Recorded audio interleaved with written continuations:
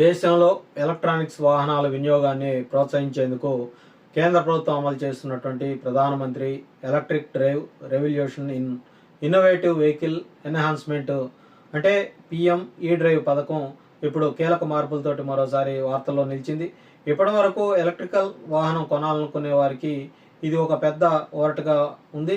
తాజా సవరణలతోటి ఈ పథకం పరిధి, అర్హతలు, సబ్సిడీ నిబంధనలు మరింత స్పష్టంగా మారాయి. ముఖ్యంగా ఎలక్ట్రిక్ 2 వీలర్ లేదంటే 3 వీలర్ కొనాలనుకునే సాధారణ వినియోగదారులు, డెలివరీ బాయ్స్ కావచ్చు, చిన్న వ్యాపారులు కావచ్చు, ఆటో డ్రైవర్లు కావచ్చు, ఈ కొత్త మార్పులు తప్పనిసరిగా తెలుసుకోవాల్సినటువంటి అవసరం అయితే ఉంది. కేంద్రం తీసుకున్న ఈ తాజా నిర్ణయాల ప్రకారం ఇకపై ఈ ఎలక్ట్రికల్ ద్విచక్ర వాహనాలకు 2026 జూలై 31 వరకు రిజిస్ట్రేషన్ జరిగితేనే పిఎం ఈ డ్రైవ్ పథకం కింద ప్రోత్సాహకాలు అయితే లభించబోతా ఉన్నాయి. అదేవిధంగా ఎలక్ట్రికల్ 3 చక్రాల వాహనాలకు 2028 మార్చి 31 వరకు రిజిస్ట్రేషన్ జరిగితే సబ్సిడీ అయితే వర్తిస్తుంది. అంటే గడువు తర్వాత వాహనం కొనుగోలు చేసినా అది ఎలక్ట్రికల్ వాహనం అయినా సరే ఈ పథకం ద్వారా కేంద్ర ప్రోత్సాహకం దక్కదు. ఈ నిర్ణయం వల్ల వినియోగదారులకు ఒక క్లారిటీ వచ్చినా, మరోవైపు ఇప్పుడే కొనాలా లేదంటే వేచి చూడాలా అన్నటువంటి చర్చ కూడా మొదలైంది. ఈ సవరణలో అత్యంత కీలక అంశం ధర యొక్క పరిమితి. ఇప్పటి వరకు చాలామంది ఏ ఎలక్ట్రికల్ వాహనానికైనా సబ్సిడీ వస్తుందని భావిస్తూ ఉన్నారు. కానీ ఇప్పుడు కేంద్రం స్పష్టంగా చెప్పినటువంటి మాట ఏంటంటే 1,50,000 వరకు కూడా ఎక్స్ ఫ్యాక్టరీ ధర ఉన్నటువంటి ఎలక్ట్రికల్ 2 వీలర్లకే సబ్సిడీ వర్తిస్తుంది. అదేవిధంగా 2,50,000 వరకు ఎక్స్ ఫ్యాక్టరీకి సంబంధించిన ధర ఉన్నటువంటి ఎలక్ట్రిక్ 3 చక్రాల వాహనాలకే ఈ పథకం ప్రయోజనం ఉంటుంది. ఇక్కడ ఎక్స్ ఫ్యాక్టరీ ధర అనేది షోరూమ్ ధర కాదు, వాహనం తయారీ సంస్థ నిర్ణయించే ప్రాథమిక ధర. అంటే road tax, insurance, registration, handling ఛార్జీలు వంటి అదనపు ఖర్చులు కాకుండా అసలు వాహనం ధర ఆధారంగానే సబ్సిడీ అయితే నిర్ణయించబడుతుంది. ఇది ఎందుకు ఇంపార్టెంట్ అంటే ప్రస్తుతం భారత్ మార్కెట్లో చాలా ఎలక్ట్రికల్ స్కూటర్లు, బైకులు, కమర్షియల్ 3 చక్రాల వాహనాలు అధిక ధరల్లో అందుబాటులో ఉన్నాయి. కొన్నింటి ధరలు ప్రీమియం సెగ్మెంట్లో ఉండటంతో ఇవి ఈ సబ్సిడీ పరిధికి బయటకు వెళ్లే అవకాశం ఉంది. దీంతో మధ్యతరగతి వినియోగదారులు రోజువారీ ప్రయాణం కోసం సరసమైనటువంటి ధరలో వాహనం కొనాలనుకునేవారు, చిన్న వ్యాపార అవసరాల కోసం ఈ వాహనం తీసుకోవాలనుకునేవారు ఎక్కువగా లాభపడేలా ప్రభుత్వం ఈ ఫిల్టర్ను పెట్టినట్లు కనిపిస్తూ ఉంది. మరో మాటలో చెప్పాలంటే ఈ పథకం ఇప్పుడు అందరికీ కాదు, అర్హులైనటువంటి వాహన కొనుగోలుదారులకు అనేది చాలా స్పష్టంగా అర్థమవుతోంది.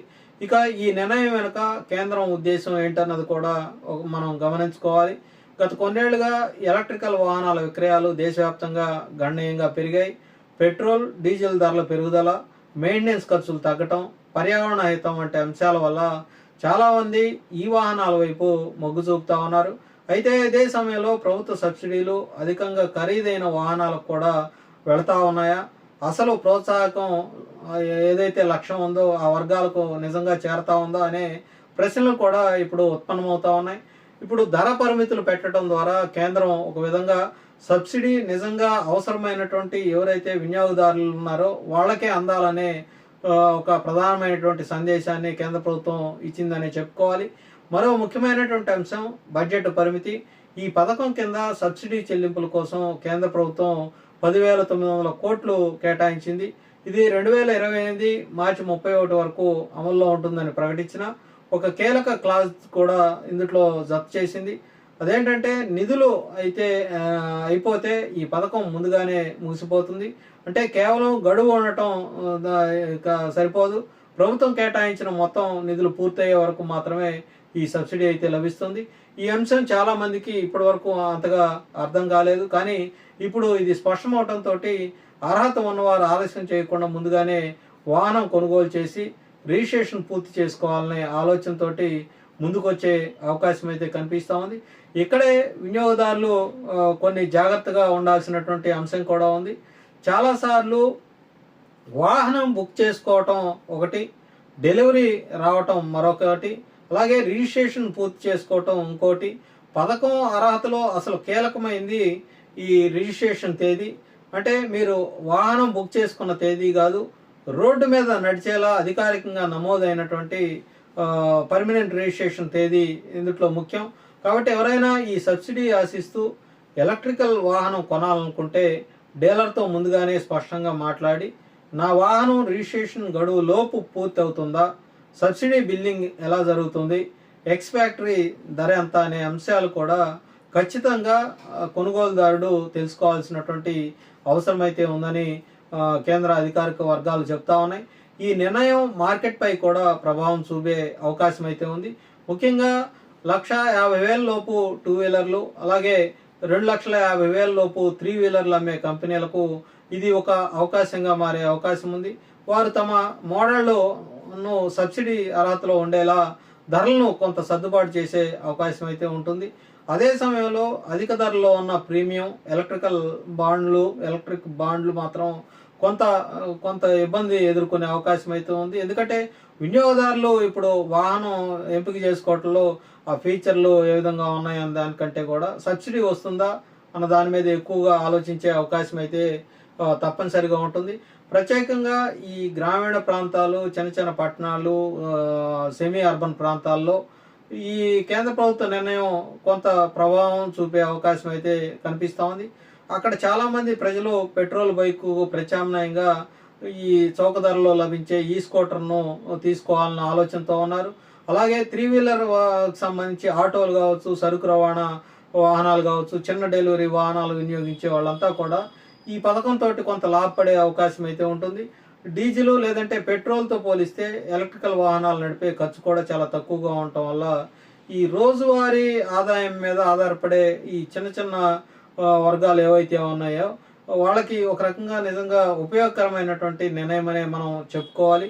అయితే మరోవైపు కొన్ని సందేహాలు కూడా అందరిలో కూడా నెలకొని ఉన్నాయి. ధర పరిమితి పెట్టడం వల్ల నాణ్యమైన ఎక్కువ రేంజ్ ఉన్నటువంటి భద్రతా ఫీచర్లు కలిగినటువంటి కొన్ని మోడళ్లు ఈ సబ్సిడీ పరిధి బయటకు వెళ్ళిపోయే అవకాశం ఉంది. దీనివల్ల వినియోగదారులు సబ్సిడీ కోసం తక్కువ ధర మోడల్ తీసుకోవాలా, లేక మంచి మోడల్ కోసం అదనంగా ఖర్చు పెట్టాలా, ఈ ఆలోచన వాళ్ళలో రేకెత్తే అవకాశం ఉంది. అంతేకాదు కేంద్రం స్పష్టంగా ఇంకా నిధులు పెంచే అవకాశం లేదని చెప్పడం వల్ల మార్కెట్లో డిమాండ్ ఒకసారిగా పెరిగితే సబ్సిడీ త్వరగా ముగిసే అవకాశం కూడా ఉందనేది మార్కెట్ వర్గాలు భావిస్తూ ఉన్నాయి. అటు వినియోగదారులు కూడా అదే విషయాన్ని చెప్తున్నటువంటి మాట. ఇక మొత్తం మీద మనం కనుక చూసుకున్నట్లయితే పిఎం ఈ డ్రైవ్ పథకంలో కేంద్రం చేసినటువంటి తాజా మార్పులు ఒకవైపు స్పష్టంగా ఉన్నప్పటికీ మరోవైపు పరిమితి రెండింటిని కూడా తీసుకొచ్చాయి. గడువులు పెట్టడం ద్వారా ఎప్పటి వరకు అవకాశం ఉంది, ఆ ప్రశ్నకు సమాధానం ఇచ్చే ప్రయత్నం అయితే కేంద్ర ప్రభుత్వం చేసింది. ధర పరిమితులు పెట్టడం ద్వారా ఎవరికి నిజంగా దీనివల్ల లాభం అనే దాని మీద ఒక ఖచ్చితమైనటువంటి స్పష్టత ఇచ్చే ప్రయత్నం అయితే కేంద్రం చేసింది. అలాగే 10,900 కోట్ల నిధుల పరిమితిని ప్రకటించడం ద్వారా ఇది ఓపెన్ ఎండెడ్ పథకం కాదు అన్నటువంటి సంకేతాన్ని కేంద్ర ప్రభుత్వం ఇచ్చింది. కాబట్టి ఎలక్ట్రికల్ వాహనాలు కొనాలనుకునేవారు ఇప్పుడు ఆలస్యం చేయకుండా తమ అవసరాలు, బడ్జెట్, అలాగే సబ్సిడీ అర్హత అన్నీ ఒకేసారి చూసుకొని ఈ వాహనం కొనాలా లేదా అనే దాని మీద నిర్ణయం తీసుకోవాల్సినటువంటి సమయం అయితే ఆసన్నమైంది. చివరగా చెప్పుకోవాలంటే ఇది కేవలం వాహనం కొనుగోలు పథకం మాత్రమే కాదు, దేశంలో ఇంధన దిగుమతుల మీద ఆధారాన్ని తగ్గించడం, అలాగే ఈ కాలుష్యాన్ని నియంత్రించడం, ప్రజల్లో ఈ స్వచ్ఛమైన ఈవీ రవాణా వైపు మళ్లించడం, చిన్న వ్యాపారులకు తక్కువ ఖర్చుతో ప్రయాణం అందించడం వంటి పెద్ద లక్ష్యాలతోటి ఈ పథకం ముందుకు సాగుతూ ఉంది. అయితే ఈ తాజా సవరణతో ఇప్పుడు ఒక విషయం మాత్రం స్పష్టమవుతోంది.